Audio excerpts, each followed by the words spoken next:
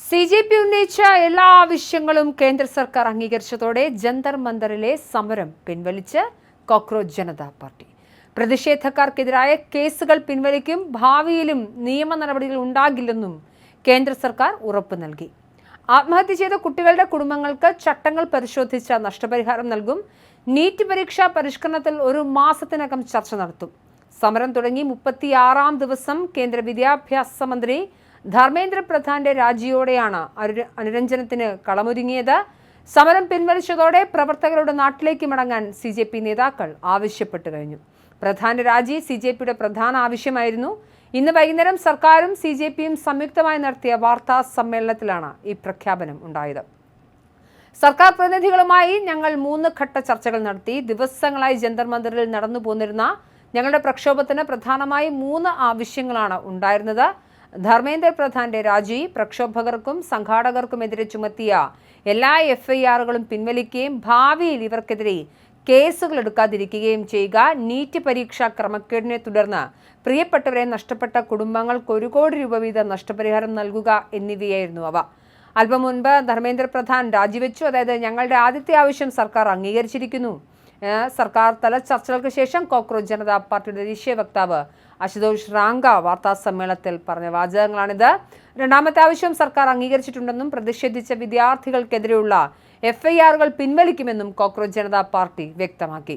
വിദ്യാഭ്യാസ പരിഷ്കാരങ്ങൾക്കായി നിങ്ങൾ സമർപ്പിച്ച ആവശ്യങ്ങളുടെ ചാർട്ടർ ഞങ്ങൾ പഠിക്കുകയും നിങ്ങളുടെ പ്രതിനിധി സംഘവുമായി ചർച്ചകൾ നടത്തുകയും ചെയ്യുമെന്നും കേന്ദ്രമന്ത്രി JP നദ്ദ പറഞ്ഞു. അതേസമയം പ്രധാന്റെ രാജിയെ തുടർന്ന് ആയിരക്കണക്കിന് പ്രക്ഷോഭകർ ജന്തർ മന്ദർ പ്രദേശം ഒഴിഞ്ഞു തുടങ്ങി.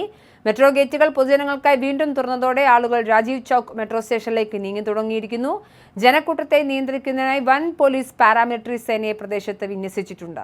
ഖാനോത്ത് പ്ലേസ് ഒഴിഞ്ഞ് രാജീവ് ചൗക്ക് മെട്രോ സ്റ്റേഷനിലേക്ക് നീങ്ങാൻ സുരക്ഷാ ഉദ്യോഗസ്ഥർ ജനങ്ങളോട് ആവശ്യപ്പെടുന്നുണ്ട്. ധർമ്മേന്ദ്ര പ്രധാന്റെ രാജിയോടെ സമരം അവസാനിപ്പിച്ചിരിക്കുകയാണ്. എന്തായാലും CJP കേന്ദ്രമന്ത്രിമാരായ JP നദ്ദയും ജിതേന്ദ്ര സിംഗുമാണ് ചർച്ചയിൽ പങ്കെടുത്തത്.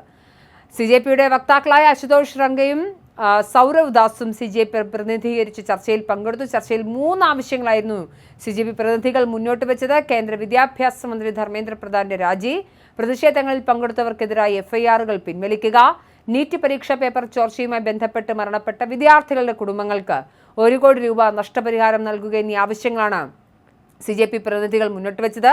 ഇതിൽ ധർമ്മേന്ദ്ര പ്രധാന്റെ രാജി ഇന്നത്തെ ചർച്ചയ്ക്ക് മുൻപ് തന്നെ സംഭവിച്ചു. CJP സമരം പിൻവലിച്ചിരിക്കുകയാണ്. CJPയും കേന്ദ്ര സർക്കാരും തമ്മിൽ നിശ്ചയിച്ചിരുന്ന 3-ാം വട്ട ചർച്ചയ്ക്ക് തൊട്ടു മുൻപായിരുന്നു ധർമ്മേന്ദ്ര പ്രധാന്റെ രാജി. ഇപ്പോഴത്തെ സംഭവങ്ങളിൽ താൻ അതീവ ദുഃഖിതനാണെന്നും ദേശവിരുദ്ധ ശക്തികൾക്ക് രാജ്യത്തെ വിട്ടുകൊടുക്കാതിരിക്കാനാണ് രാജിയെന്നും സാമൂഹിക മാധ്യമത്തിലിട്ട വിശദമായ കുറിപ്പിൽ ധർമ്മേന്ദ്ര പ്രധാൻ വിശദീകരിച്ചിരുന്നു. വിദ്യാർത്ഥികളുടെ വിജയമാണെന്നും ക്രമക്കേടിൽ മനംനൊന്ത് ജീവത്യാഗം ചെയ്തവർക്ക് നീതി കിട്ടിയെന്നും CJP പ്രതികരിച്ചിരുന്നു. നീറ്റ് ചോദ്യപേപ്പർ ചോർച്ചയ്ക്കെതിരെ രാജ്യതലസ്ഥാനം തിരമ്പിയടിച്ച വിദ്യാർത്ഥി രോഷത്തിന് മുന്നിൽ ഒടുവിൽ കേന്ദ്ര സർക്കാർ പൂർണ്ണമായും മുട്ടുമടക്കിയിരിക്കുന്നു.